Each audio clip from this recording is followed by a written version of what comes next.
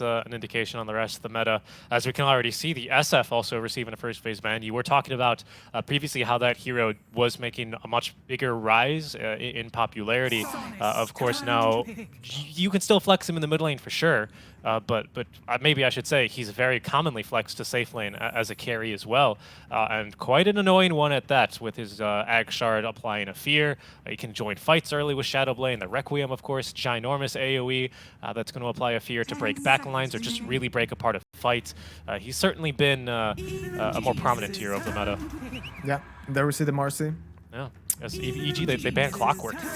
Yeah, I'm guessing Primal, yeah. So Primal is not a bad hero versus Marcy. A lot of things, because when Marcy wants to jump in, right, there's a lot of things that can catch you. Yes, like Primal Beast charging. Like when you're trying to leap around, like you just get knocked up in the air and you fall straight up on your butt, you know. And the other is when he uses his ultimate and starts smashing wherever, like you're just getting mini-stunned. So all of mobility on Marcy kind of disappears. Yeah, and even her unleash attack speed, right, is going to end up feeling a bit weaker. There it is. Yeah. Quinn picking the Lesh. He's going to tuck back the hair behind the ear, crack his knuckles, and get ready to satisfy some punks here on EG with that mid lane Lesh. Nice. No, I really like this this pickup here, because they already banned Shadow Fiend, which I believe is a pretty strong hero versus Leshrac here, and then we'll see what he wants to get banned. I'm honestly kind of expecting like a sniper ban. That hero's getting more and more popular, and like playing against that range can be very annoying, but we'll see. Lesh, of course, still going to be bringing you lots of positives to your draft. For Soniqs, especially, I'm not sure if this is so much a flex for them, but generally this is a hero for some other teams, perhaps, that can be flexed into the safe lane. So you can kind of run him as a pseudo carry with a more like carry, like maybe TA sniper in the mid lane as your actual carry. But of course, for Soniqs, you're likely mid, but still brings you, you know, a nice mix of lane domination. Not the greatest ganker in the world, is I think maybe where he feels a bit weak unless enemies are really diving tier 1 tower, which is not unreasonable, right? Against an Undying or Primal Beast, that's a lane that can certainly dive you. But of course, he does really bring a lot of early tower pressure, depending how many points get actually dumped into Edict early on. So keeps the pick and keeps the draft fairly flexible as far as whatever Soniqs are going to need. Oh, true. Jabbar definitely plays this hero as well, so it's not locked in on mid yet, but they are banning, like they want to play it mid, right? They are banning mid heroes. They're banning Invoker, Batrider, classic counters versus Leshrac, and I don't know, like being a good gank or not. Like I would actually say he's not bad. Like when the mid laner says like okay, Leshrac is running whatever bottom top, you do get scared because he has runs at you, right? Activate his Pulse Nova, and that damage early game is a lot. Yeah, bit punishing. Yeah, especially versus these tanky heroes, right? Like the Undying Primal. Like as long as he has a decent mana pool, or worst case scenario, if you see a Lesh running to your lane, an Arcane Rune, you know, God forbid. Oh, no. Yeah, Arcane Rune, haste. Those you cannot stop him. Those are killers. Yeah, those are killers. So especially with a level advantage, yeah, he can definitely be punishing. He can be punishing. I always think about like your quaps, your spirits, especially as the gankers that for me always feel impossible to run against. But yeah, I know you're certainly right. With the right rune, or even just with a good level advantage and maybe not a stun against him or a slow, yeah, not much you could do about him at times. It feels like as EG. Some on-meta bans here for sure, right? But they have purposefully allowed through the Undying and the Marcy. What was interesting is EG, of course, was second pick by not banning one of these like super OP meta heroes, like, with exception of that Undying. They did get their hand at selecting their two favorite ones. So we have to assume that they really like this Undying Primal opener, I feel, right? Yeah, I'm honestly though a little surprised that they let Marcy through. I don't think you had to. I guess they really wanted Undying or something. Because that would be, I mean, or they would have, you know, if Soniqs would have first picked Undying, they were fine with Marcy. Because I don't know if you have to give up Marcy here to get Primal, but I guess they wanted to be sure. So then you give them the bait, the irresistible Marcy. And we have seen a couple of Brood games actually in LCQs. My memory escapes me on exactly who played them or how they fared, but I do remember seeing the map covered in webs at some points when I was checking between all 4 streams that were running. But EG go so far as to ban it here in this phase. Does that kind of open up any heroes for you? Are you scared of any heroes popping up if you were to draft against EG in this scenario? I mean, generally, okay, so they banned it from Mirana. Maybe this will even be a Mirana mid. But usually Brood bans are for Death Prophet and Invoker, or the common heroes, where you or OD, where you don't want to play against this Brood Mother. But Mirana makes sense too. I'm actually curious. I want to see if this is gonna be. Maybe it's just a crit Mirana, but Abed could also play this in the mid lane. It's not that bad. Okay. That matchup into Lash playable, right? You've got the leap away in case he maybe is going to hit you with a split earth. Could be a little bit hard, right? Especially with lightning bolt to get him, to get that Mirana, especially if she has leap charges. So I can see why that's maybe a good matchup there. As the Bane pick for Soniqs. So some lane control, the ulti, of course, that's going to go through BKB, that channel. And sets you up for like a carry that might need a save, that might need just a big lane bully to help him through the laning stage as well. It's also just very strong versus Primal Beast. Like even if he gets BKB, you can still grip him. So like he just wants to go in, right? And then if you get gripped, you're just stuck for 6 seconds, right? Yeah. And Bane is also interesting with the Leshrac because this allows him to be played easily as a position 1. But I do believe he's still mid, but we'll see. Okay. Well, Soniqs, they still have a pick here if they want to go with Nightfall's hero and define one of their lanes here. They certainly have that option to continue flexing the Lesh into the final phase of picks if they want to make EG's life a little bit more difficult to consider. What conditions that Bane has would you say are necessary for Lesh to be running as a safe lane? Or is it more dependent on what your mid lane is going to be if you can run this Lesh mid, or safe, sorry? No, it's just a really simple, like you can just sleep into stun, right? And Bane is a bit of a body, so he can cover hits and stuff for the Leshrac to make it easier for him to play.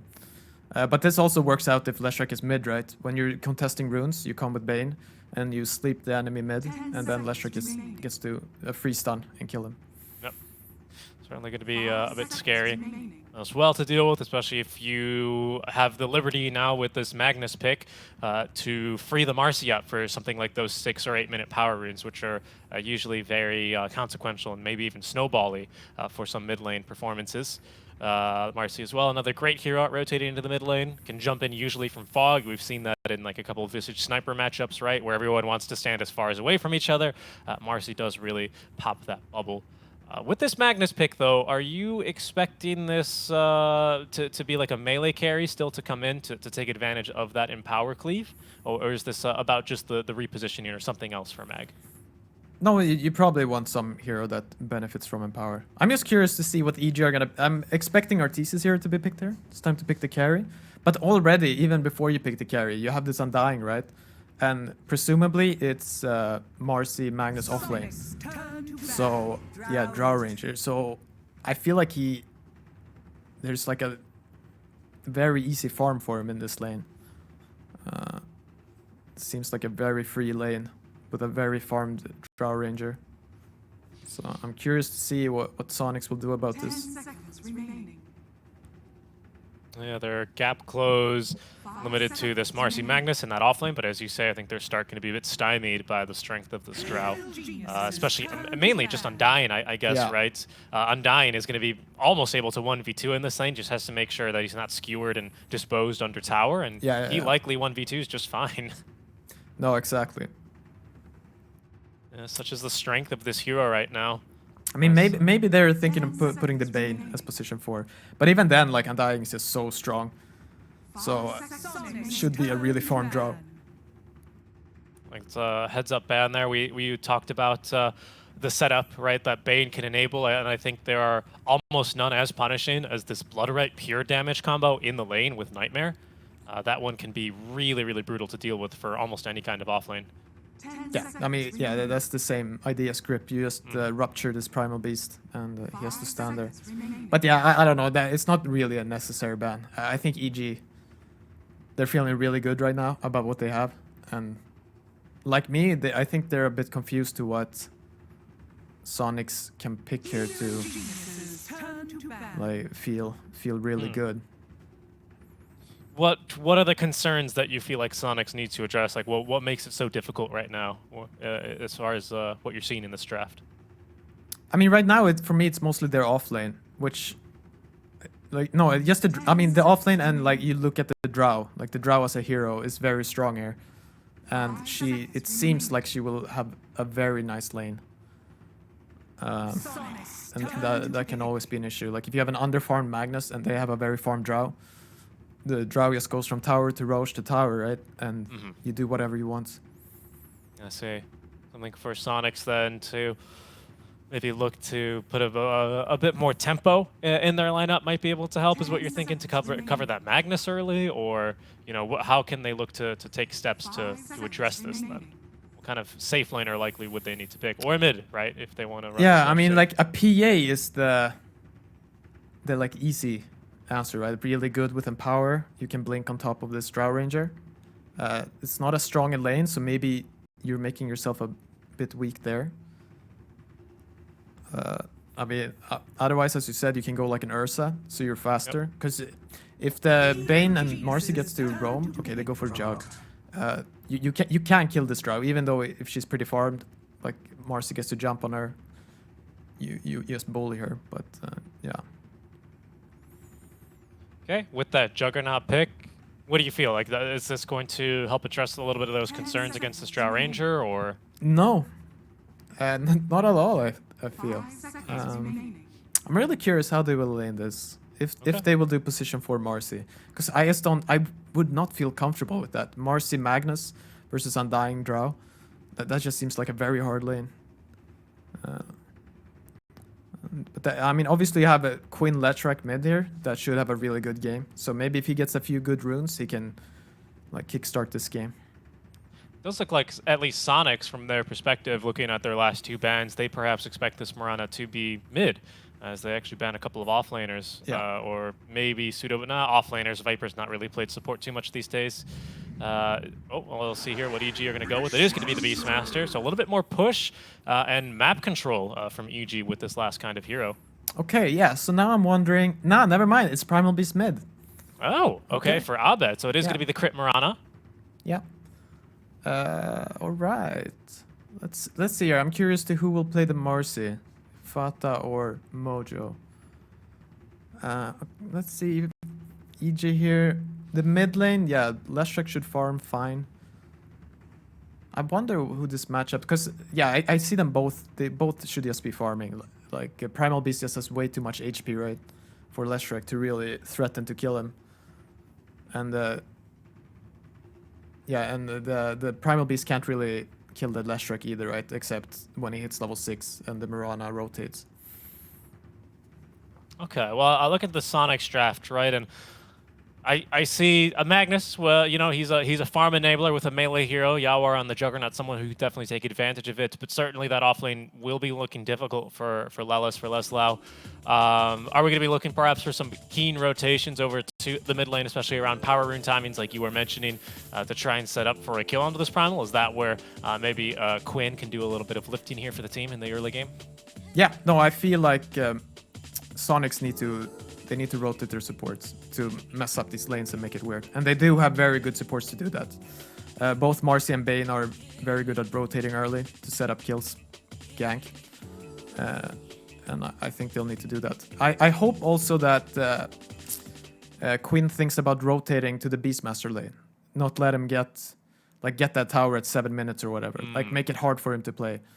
Like, you have the Bane ready there to set up, then you can either just TP in with the Leshrac or run there. Right. And, yeah. I like hope the sound they'll of that. do something like that.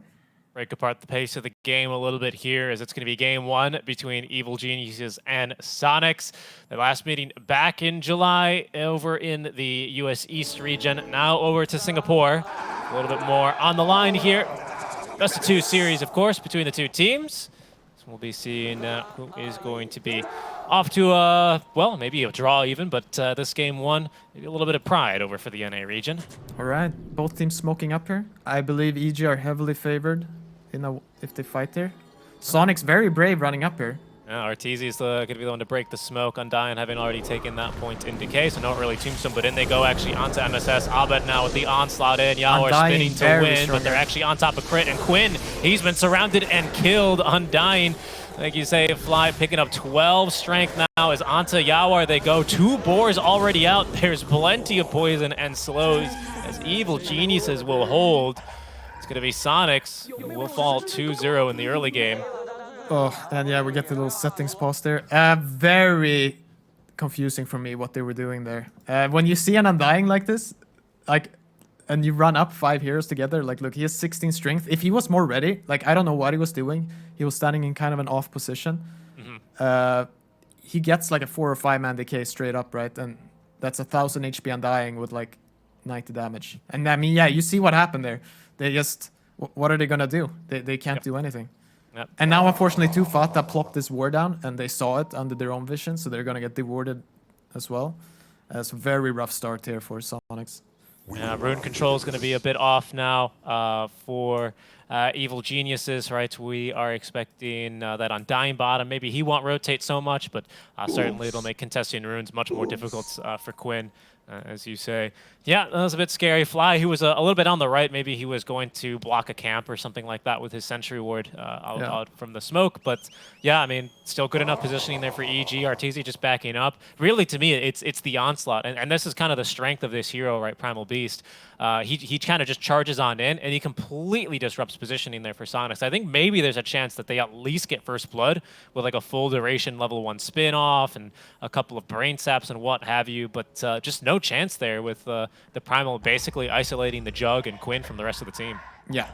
I mean, okay, so let's say the positive for Soniqs then. Drown Ranger skilled Gust. And I think, yeah, that's it. Because another issue here is that Abed got first blood, right? So he basically almost has bottle already. Yeah, which makes it... Oh, EG, maybe they won't even get this word. They're getting kind of bamboozled there. Oh, maybe a little bit, yeah. Looks like they've They missed it. Okay, nice. Okay, so that's another positive for Soniqs. Fata contesting a bit versus Crit. Fly, eager to fight still with a little bit of bonus strength remaining. Pardon me, he's already down to half mana, but he is a mango enjoyer. He's now shipping out his 4th mango for this laning stage. Yeah. Okay, so they are laning the Bane bottom. I still think Undying is too strong though, but we'll see. And the Gust came in handy. Arteezy secured a 3rd rune, so they got 3 bounties as well as 2 kills. So 1k gold up, 30 seconds in, pretty nice. Feels pretty good, that one. Abed, especially with the first blood bonus, he's, of course, leading in net worth. Not by much, but it'll be an earlier bottle here versus all the magic damage that Quinn's going to be pumping out. There, the top lane goes on sailing through and only finds the range creep. There's Fly already getting involved, getting just brawl heavy as you'd expect. As I think Fata, yes, he's blocked the easy camp and made sure that the hard camp is not blocked by ward. Of course, he can't do much versus the tanky Undying, who stands there and body blocks it. So the lanes are going to push here slightly for Arteezy. Yeah.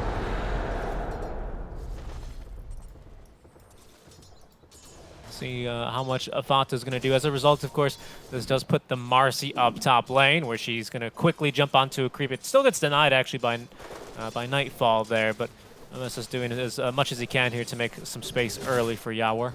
Yeah, they're doing fine so far. There's just like a very hard timing here when Beast hits, especially level 5.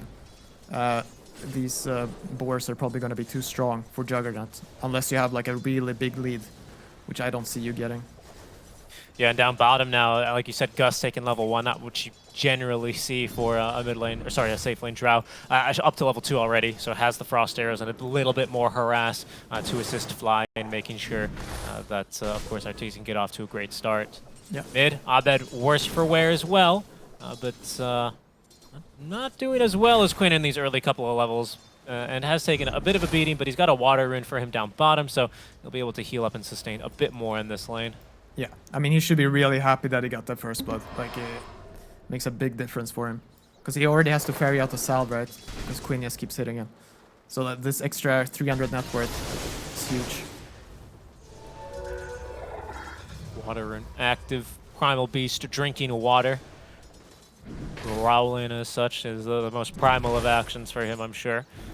It's a decent start for him. He's going to be going for earlier boots here versus Quinn. Doesn't really need much stats with the impressive strength gain that this hero has at 4.3 tankiest hero in the entire game in that regard. So right now, RTC has to be a little careful, right? Because he can easily get slept and skewered here. So like this is the... Okay, so there you go. Fly. He's saving a skill point here. Skewer under tower for Arteezy. The gust back, and Arteezy's running towards the Dire base here. They're going to pull him back with Shockwave for a second, but they have the kill. Very surprised he got caught by that. That's like literally the only thing they can do. But that's... I like what Soniqs have done there here with the lanes. I was a little like hesitant if the Bane would be enough, but it seems like he really made up for how strong Undying is in this lane.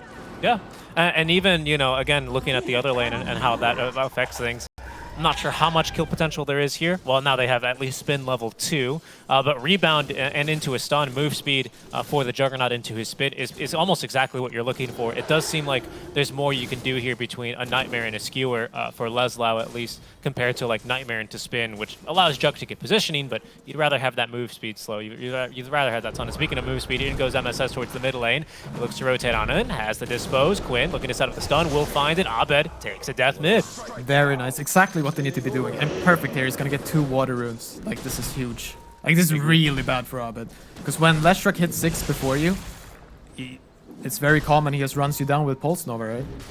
Like, it's so early in the game. And, like, if you TP in as a support, he just kills you too. You know, I'm starting to think a little bit here, Pi. But maybe this is the best way you can play your early game as a support versus Undying, right? I mean, I think something that you can certainly do that he's not going to be able to kind of counter you at is rotate, especially towards the mid lane. Undying just doesn't feel as strong unless he's like maybe maxing Tombstone in that regard. Yeah. I mean, for me, it's just, I think Fly has played a little too passive. He should have been hitting a lot more, like manning up versus Bane, fighting him. But, I mean, I would have to analyze the lane deeper to be really sure what was going on there. But I'm a little surprised they've done as well as they have. Almost a little bit of a tri-lane down bottom for a couple of seconds as both supports actually, here both teams find themselves in that area. But now as we look towards the minute 6 power runes, yep, they're going to go again mid. Onto Abed, there's a stun, there's still another dispose, no onslaught for a few more seconds, and that's a second kill now onto Abed. Yeah, no, I mean, this is what happens, right? And this is exactly what we talked about them needing to do. Like, these quick rotations. Because Marcy's like, yeah, the Juggernaut will suffer a bit, but I'll do way more running around the map than sitting up there. Yeah, for sure. And Yaour is able to pull just fine. The Boars trying to intercept the wave will get most of them, so some pretty good micro there by Nightfall to make sure he's able to, you know, get most of the experience in gold. But nice job. You know, again, like we said earlier, with mana, Lesh has certainly enough damage to almost kill anyone in the game, and he just needs that little +1 to make sure that can actually happen. Looks like EG, though, are going to be able to get their hands on this power rune. MSS is rotating on over, and actually he's going to snag the DD away. Too fast. Might pay for that with his life, and he will. Yeah. But, denies the full refill on the power rune here for Abed. Yeah. No, so EG really want their 6 now on Primal Beast. Because that's the... I guess they have Roar too. Because they've left Beastmaster alone now, so he's got quite a bit of experience. But before they have these 2 ultimates, it's way harder for Mirana to play. Because there's no setup for Arrow, right? Very true. Okay, a little smoke here. Okay, nice. So here, now they're gonna try to get this Beastmaster. Oh, looks like crit. Yeah, he's going to break the smoke. They're going to go onto him. A leap charge away, dispose into the stun. Perfectly calculated there by Soniqs. Nice. I'm going to set up for a kill. And Quinn still thinking about going top. Thinking about it. At least allows MSS to get into the triangle here and plant a ward, which doesn't block the camp, but will scout any stacks that end up happening here. Yeah. Like without a smoke, it's very uncomfortable to run top, right? Like you're just gonna be scouted by a hawk or something. Yeah, and Nightfall already fairly tanky, level 6. As there it is. He beats Juggernaut to the punch. Oh, and the arrow setup is there as Crit rotates on back over and collects the first 2 of his earn charges. Nightfall immediately getting to work on this tier 1 tower. Quinn doesn't want to let this one go so fast, and there's that rotation we were talking about earlier. And oh yeah, he cleans up creeps real quick, doesn't he? Yeah. Bottom, though, is where Abed instead is going to rotate to. Nice rotation here. You see the enemy rotate top. You go ahead and run back down bottom. Yeah. And I want to say that like Soniqs have played this very well, but if you look at the gold and the farm, EG are still very comfortable, right? This Juggernaut has suffered. It's not been a good lane versus Beastmaster. So yeah. What would your analysis be on this bottom lane here, especially for how difficult we were thinking this one was looking out of the gates with a Magnus Marcy up against an Undying? How would you say that has fared for Soniqs? No, they should be very happy with that. Like Drow Ranger still has decent farm, right? But it's not oh, okay, he should be fine. It's still not been absolutely free, and the Magnus has kept up. Like he's basically the same net worth. So this is a lane they should be happy with. Like they were never gonna win it, right? Unless our TC kept getting skewered into tower. Skewered under, yeah. He learns though. That'll happen. You only catch Arteezy with skewer under tower though once. No one catches Arteezy twice. That's right. And well, it's level 6 first for Lelis, who is still 1v2ing down here. And the reason I brought this up, right, is because this is some condition, right, for the Juggernaut to kind of get a little bit back in this game. The cleave no longer as powerful as it used to be on your allies, but it's still going to be a kind of farm accelerant here for the Juggernaut, who, again, has been struggling. You know, are still only actually level 5. About to get level 6 off of this mid wave, but didn't really have an easy time. And in fact, just to show, Nightfall's already starting to push top with the Troll Summoner creeps. Okay. 4 heroes bottom, though, for Soniqs. They do have a lane ward. Yeah, so Arteezy knows this is happening. And he's going to do well to get the heck out of here. Yeah, for sure. No, because now you see Beastmaster basically takes the top tower by himself, so you do want to get this tower here bottom back for it, but yeah, and Soniqs actually, they maybe were keen to defend top lane, but Crit actually puts down this lane ward behind the tower that scouted Quinn. So Nightfall just farms a couple of camps and waits for Quinn to leave. As soon as they see Quinn TPing bottom with their other lane ward, he moves in and immediately takes on the tower. So good map movements overall by EG during that sequence of events, even though there's no action, quote-unquote, on screen. Yeah. Okay, so this is a nice little rotation back to mid there. Let's see Fata. Okay, never mind. I thought he was going to try to sleep, but it's scary here. There is this roar. There is Pulverize into arrow, so... Oh. So a mini onslaught from Abed. No, but you look at this tower going down, right? Dark Troll Summoner with Inner Beast, it just melts. Oh, and they're TPing top. They want to get a kill on the Yawar, but he's going to read this one coming and make sure he TPs away in time before Nightfall can close the gap for a Primal Roar. Back down bottom, Lelis and Yawar now getting to work on this tier 1 bottom. So nice rotation from Soniqs, at least picking up their first tower of the game. Yeah, but with Soniqs getting this tower, I think the map state is actually pretty nice for them. Like this clears it up for Juggernaut. He can farm all of this.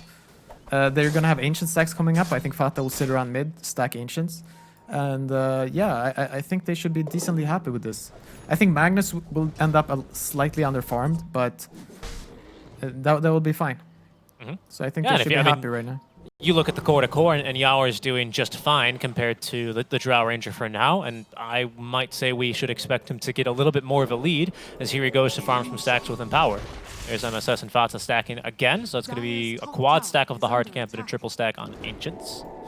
Yeah, maybe a little early to do this, but level 4 Empower, so maybe it's okay. The Sonic supports just acting as a buffer right now to the triangle. They're actually going to scout that Hawk with the Sentry and Observer as they see Abed trampling around in the mid lane. Yeah, unfortunately for Quinn. Okay, so Quinn goes out there. Yeah, good.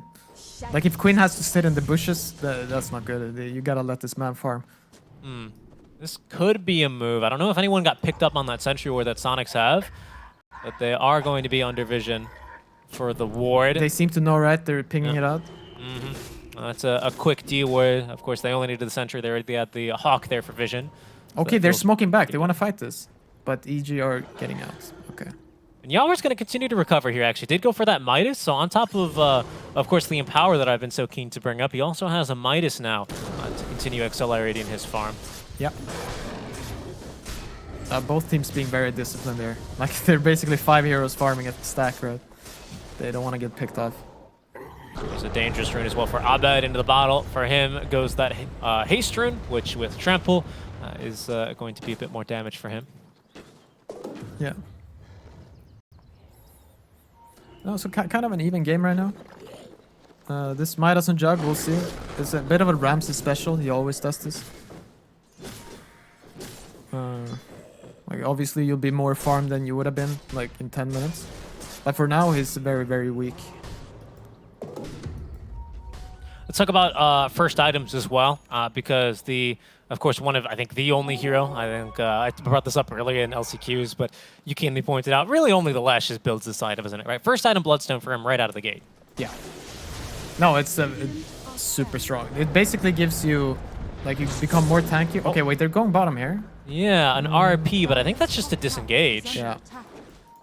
Now, so back to the Bloodstone. It gives you more tankiness, and it also gives you sustain. Because every creep wave, like, you're basically going to be spamming this item. So every creep wave you farm, you'll activate it, and you'll gain more mana than you spent killing it.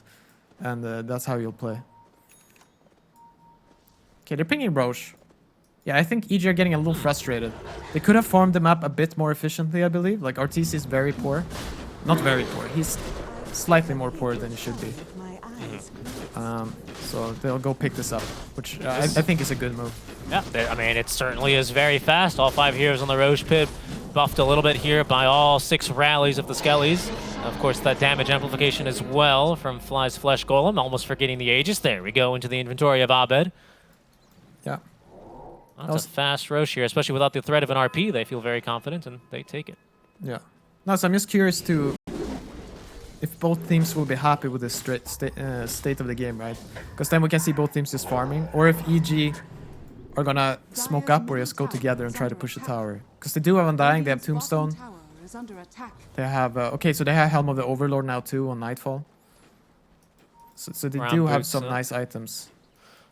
Yeah, they're coming along pretty nicely here. Abed as well, nearly at his first BKB. I think the only weakness, the only glaring weakness we've seen for EG is Tombstone is only level 2. Yeah. Not as much, perhaps, early fighting as an Undying would really want, which is basically unlimited fights, assuming he has mana. So it's a little bit lower level here on the Tombstone, but I think either way, of course, they're not going to wait for Fly to get more levels, and in they go into the smoke and likely into the enemy triangle. Okay. It should be very hard to catch this Jug. Like, immediately when the smoke breaks, he'll spin and face boot and run. So I don't know how you catch him. It's a bit optimistic here. Roar into arrow would have to be basically right there and on the mark. Without a blink dagger yet here for Nightfall, it does feel a bit difficult. And so, of course, he's going to be going for some more stats first. Love the efficiency of these pro players, by the way. Just the 3 Ironwood branches here to maximize all slots for Nightfall. He's not leaving his inventory empty. No way, man. Yeah. Okay, let's slow set up down here. RP ready. He's got Blink Dagger. Big reveal here for Soniqs. Could look to equalize here, maybe gain a bit of advantage. It's the Ancient Black Dragon now pushing pretty effectively here with that Fireball and the bonus attack speed. Yeah, but this is good for them. Like, yeah, they're playing very passive, and their Juggernaut will just free farm top. Dire's bottom tower is under attack. Yeah, Manta's on the way for him. Arteezy as well continues to farm up. He's going to look to upgrade, it looks like, into the full Hurricane Pike. Forced out next. Jug into Manta style. Has enough for the Yasha. It's flying his way now, but needs an Ultimate Orb and that recipe. So they're coming along fairly evenly. Yawar starting to really break up ahead thanks to Empower and Midas. Arteezy not falling behind too much. Yeah. With Spirit Vessel and Mirana coming soon. It's pretty good early here versus Leshrac. Won't let him be invulnerable with this Bloodstone. Yeah, so basically when you click the Bloodstone, right, you almost have 100% spell magic lifesteal. The Spirit Vessel really lessens that. And no source of Dispel yet for Soniqs, right, to get rid of that. Of course, only the Jug can dispel himself, so he doesn't have to be too concerned with that.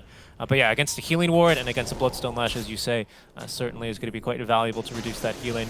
Quinn next going for the Blink Dagger. He's actually almost got it already, and maybe with this creep, it's a pretty big wave. He might have the money here for it if he gets that wagon. Yeah, better hit this last hit, brother. Yeah, don't miss it, Quinn. The world's watching. But he'll get his Blink Dagger here, I'm sure. There it is. Just shy of 20 golds. But EG not really too eager to look for fights. They're going to get that last tier 1 down bottom, so the map quite open for them to be making moves. They continue to farm up, and Abed now with BKB on his way towards him might look to kick things off here while they still have Aegis on the Primal for another 2 minutes. Yeah. Now, so Yawar is definitely not looking to fight, right? He's the the last hero who wants to fight. The rest of Soniqs, I think they're like they would be down. They're kind of ready. Yeah, smoking up here. Like they kind of have what they want. Maybe trying to bait Quinn as he does farm a wave underneath the ward. Of course, he knows that they have vision of the wave. He's going to actually go a little bit further into the jungle while Fly is ready to intercept here this smoke. Fanta, his smoke will break. Does get the ward up now onto the high ground. Nightmare and Grip onto one and another. Get back. They're going to be able to get the tombstone dropped, however, in time. So Soniqs are going to have to get out, as you were saying. Yeah. No, that would be a very suspicious moment to fight. Like he still has Aegis for a minute. BKB on Primal. Now no grip here for this kind of defense. Quinn, of course, is going to collect that gold off of the Ancient Black Dragon. Easy money for him. Yeah, and we're very happy with this. Like he just gets to see every hero on the map a bit, and that means he can keep farming. Farming with confidence. What Arteezy has at least been able to do. It's been his team looking to set the tempo and being a little bit more aggressive on the enemy side of the map. He's maybe a little bit sore that Nightfall keeps stealing an Ancient from him every now and then, but ultimately it's not going to affect his net worth too much. And you can actually see he's actually gone for the Frost Arrow Shard earlier. I think this used to be called Permafrost or Hypothermia or something like that. It is still called Hypothermia. So this is also going to further reduce that healing that we're talking about. Yeah. Maybe it helps him to clear creeps too. Because otherwise, I don't see what. Yeah. So you see here, using the multi-shot on a wave, it just blows up. Because otherwise, there's no way RTC would get this shard. It was only to reduce healing. Like no way. Fair enough, right? It's a farming tool. All right. Look mid here, just Leshrac cleaning up these creeps. Oh yeah. Yeah, that's another. This 500 gold in the past 1 minute from just ancient creeps. That's a tanky creep as well, right? He comes with the HP aura, so. Just in case it wasn't clear enough, Lesh, he can certainly melt these kinds of units and heroes. Not much problem. Yeah, no, very passive game. And EG have actually snuck up to a 2k gold lead here. They're farming the maps a bit more efficiently. But that's to be expected, right? They have Hawks, they have Aegis, BKB on Primal.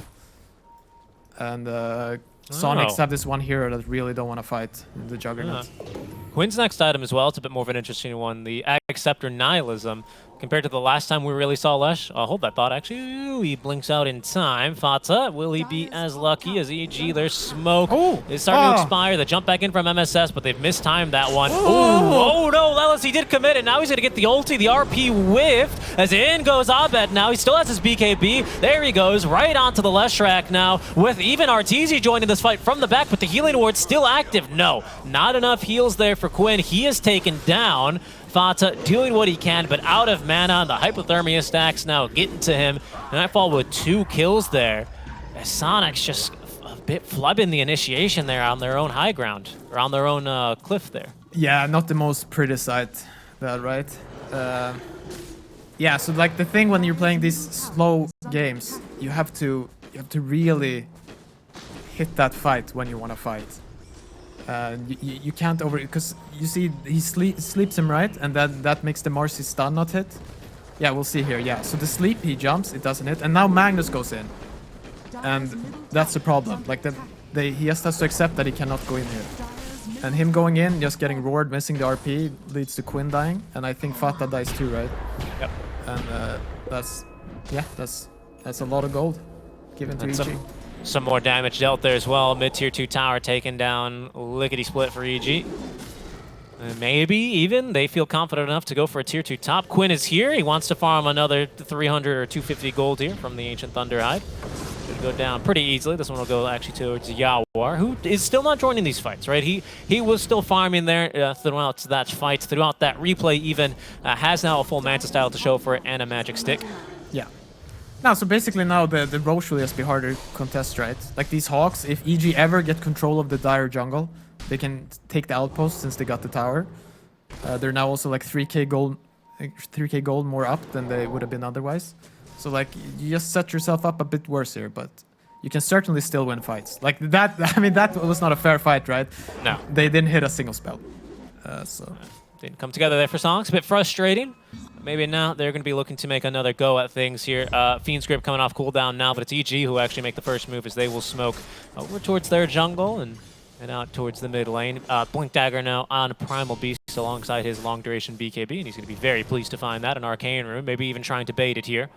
Abed has Mata, Blink, so finally they're easy initiations. Yeah. Mini onslaught setups for the arrow. That's already a lopsided fight, and Quinn now being grabbed. Nice job there to interrupt it. Abed didn't activate the BKB, but there's going to be the roar on a Quinn. Lawless as well with the RP, but it's only going to catch Fly. Lawless trying to get out of here just with the TP away. It's going to abandon Quinn in this fight, but Yawar as well has shown up to this one. He's going to look for the spin out. They've already used the roar, but they almost get him with the physical damage there, Pi. Yeah, very close.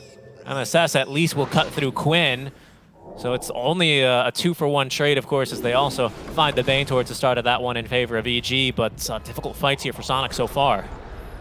Yeah, they just don't seem, especially with the Primal BKB, right? Like, they don't have enough damage to kill him right now. The Juggernaut Omnislash, not quite what you want it to be. And also, everything was just a bit awkward, right? Like, Quinn still dies too easily. Like, they have nothing to save him, especially when the Bane is dead and can't sleep him. So he just kind of melts. And now EG, they're happy to just wait for next Roche and start playing things, I imagine, for them a little bit more clinically, right? This is always how EG has tended to play in a lot of their Division 1 NA games during the DPC leagues. Kind of establish an early lead from the lanes. Of course, this one not really too much of a blossoming lead, only really up to 2K, but has in the past couple of minutes now gone up to 6K. Take over the map control and just take things cleanly and slowly here. Yeah, no, very comfortable here. As we said, they got the outpost now, so they have complete control of Dire Jungle. Roche is spawning in 20 seconds. So it's going to be very hard to contest this. Running through all the hawks, the wards. I think a big shift here eventually is going to be when Yawar gets this Eye of Scotty online for his Juggernaut.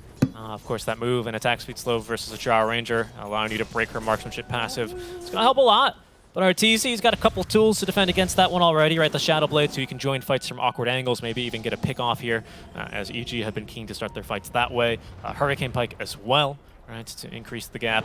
Yeah. There's some problematic items here already.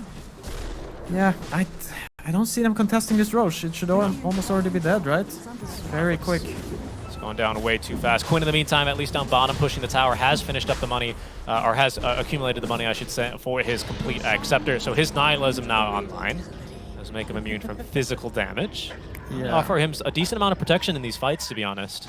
Yeah, I'm just still a little confused how he's supposed to play this. He has to wait for all the big stuns to already be used, I feel. He has to join the fight a bit later. To Fata, and he gets jumped. Abed again with the jump on and trampoline and killing him. Kill goes there towards Arteezy. Oh, Mojo in the bottom lane. Abed TP'd for him, he has haste. Yeah, no running from this guy. Pulverize into the arrow setup. Spirit Vessel applied, crit leaping in, and Abed's onslaughting out. It's going to end the life of MSS. Yeah, now EG are making this look easy right now. Up 9K and getting ready probably to push high ground now already. Looks like their sight's not quite yet set on that tier 2 bottom. Soniqs at least again with this brand new to them, Alesh Acceptor. Might be able to make a bit of a difference, but Yawar still only halfway towards his Eye of Scotty, even a little bit less. Now he's about halfway. Yeah. No, so like they're down a lot of gold, right? But at least both Yawar and Quinn have kind of kept up in farm. It's only this Beastmaster that for some reason ballooned. It's like an old carry player playing offlane, right? It's just true. Very fat. Yeah, richest hero in the game by far. Has Blink BKB now, so nothing really obstructing him from reaching whoever his main target needs to be and finding that roar. It's been very effective at breaking apart these team fights. Leslau here, Lawless on the Magnus, having a bit of a difficult game, right? His first RP was used to simply escape a smoke gank. His second RP missed and ended up kind of drawing Soniqs into a bad fight. And his third RP only catching Fly after he had dropped Tombstone and was already Flesh Golemed, yeah, that one was a bit not very good. It's been rough for him, but perhaps things are going to look a little bit easier for them once they look to defend high ground and as their enemies choked into a bit more of a funnel for him. Yeah. No, but at the end of the day, pushing this high ground might not be too easy. They have Skewer back, they have RP, like if you gather group up too much. Fiend's Grip might still be quite effective, especially if you try to onslaught or even blink towards a Bane on the back lines if he's able to catch you. Yeah. You might be a bit too isolated for your allies to help you out. Yeah, no, so Sonics have this problem now that no hero wants to get gone on first or kind of go first. But hopefully, like if Marcy can finish her BKB, that will help a lot. Because then she can just go in first and give vision. Because like it's not good when Fata gets killed first, right? Like you want him very far back. So he can grip this primal. How viable is it to just like rely on the buyback, for example, of this Marcy, right? Which she does have. Can you like look to leverage that in these fights and just say, I'll go in, tank a couple spells, you know, draw them in, maybe we get a good RP, I'll buy back, and we take the fight from there? Is that like something you can start thinking about on those high ground defense, or is that... I mean, on the high ground defense, for sure. You don't have a choice, right? They're pushing your base. But if the game was a little bit closer, yeah, they could have done that for the second Roche here. Right. That would have been a play for sure. Yeah, unfortunately, like you highlighted, right, not having control of the outpost does make making a play like that a bit too difficult. Soniqs, you're just smoke, and now even sneaking out of their base here.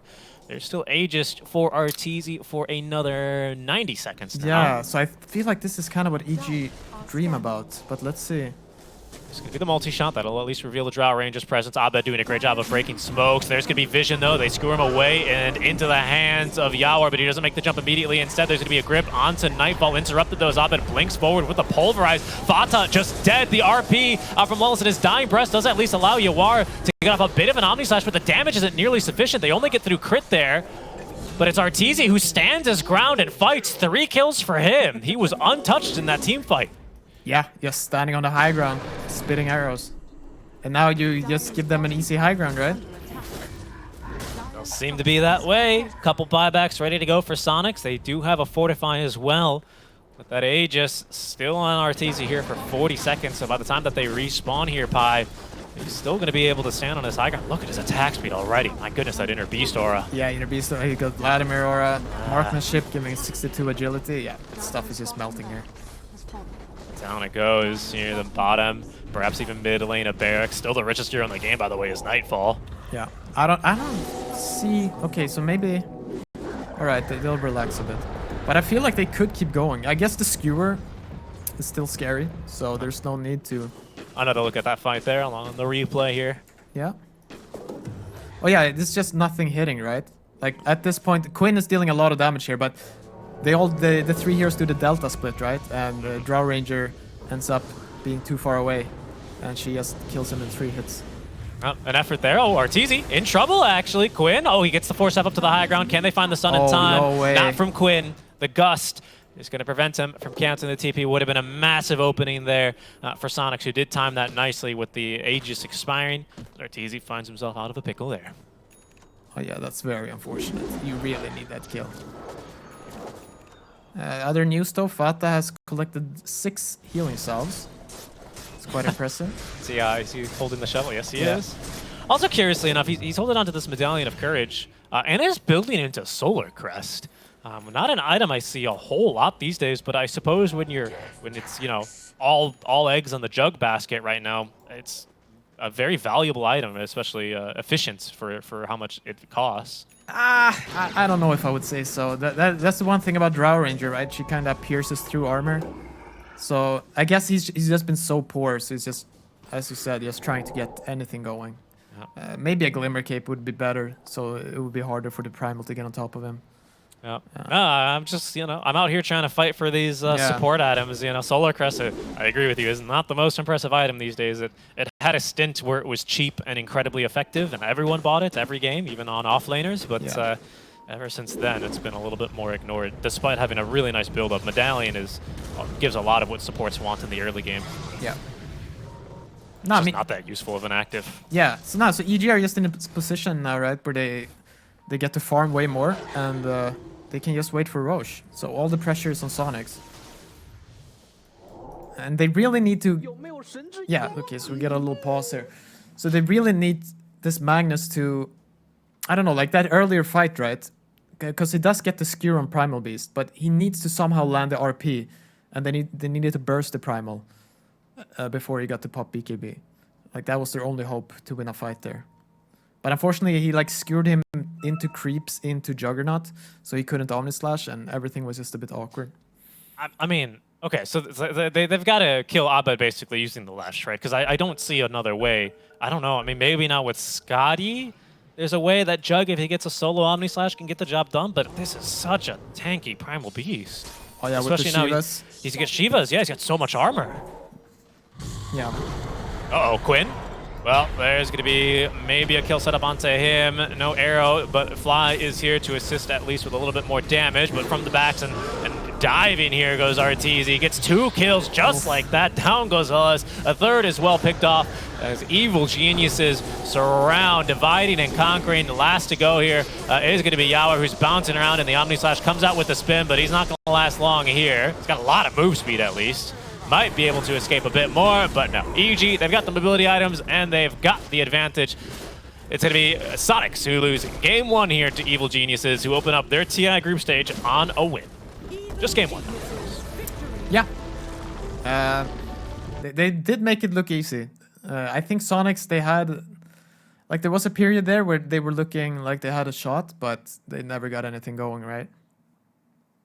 And Nightfall with a very impressive game, I have to say, right? Abed and Nightfall, I think, to me, were absolutely standout performers this time around, kind of making moves and setting things up. I think the supports as well from EG kind of rotating. It was really Soniqs in the early game that were rotating and getting a lot of work done.